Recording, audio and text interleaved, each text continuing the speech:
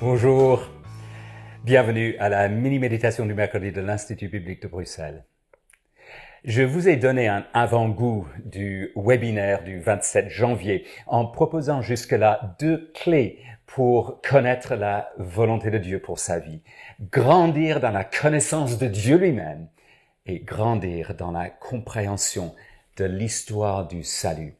En voici une 3e, grandir dans la sagesse biblique.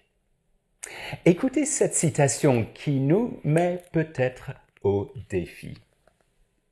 On chercherait en vain dans les ouvrages des grands auteurs chrétiens des siècles passés des éléments de réflexion sur le problème de la conduite divine. Ils n'avaient pas grand-chose à dire à ce sujet, car leur perspective était radicalement différente de la nôtre. Eux se posaient une autre question. Que puis-je faire pour plaire au Seigneur? Voilà le souci qui me guide. Je ne balaye pas sous le tapis les questions que nous risquons d'avoir du genre quel emploi, avec qui me marier, combien d'enfants viser à avoir.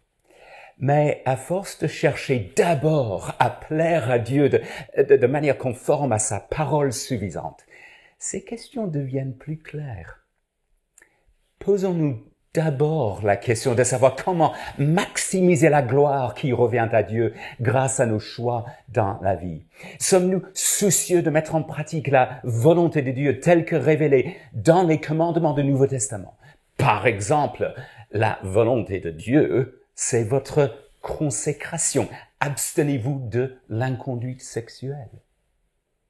Or, dans beaucoup de domaines, il n'est pas difficile de connaître cette volonté. Mais ce qui est plus difficile, c'est de dompter la volonté de notre ancienne nature qui doit être mise à mort. Sommes-nous donc en train de puiser nos forces en Dieu, dans sa parole, en prière, grâce à la communion fraternelle? Mais j'en conviens, il y a des domaines où l'on n'a pas tout de suite toutes les réponses. La Bible ne s'exprime pas directement pour répondre à telle ou telle interrogation pointue qu'on a. Mettons que votre question brûlante du moment, c'est face à la Covid, oui ou non au vaccin.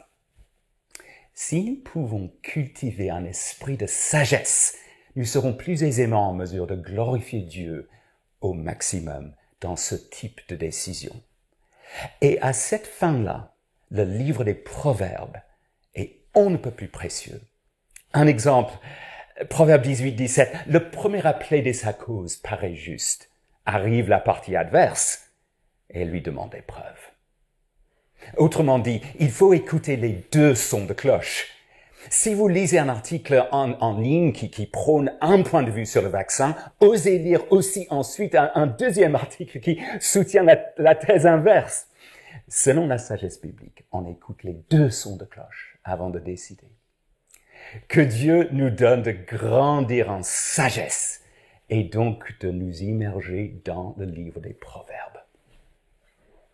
Au plaisir de vous voir lors du webinaire.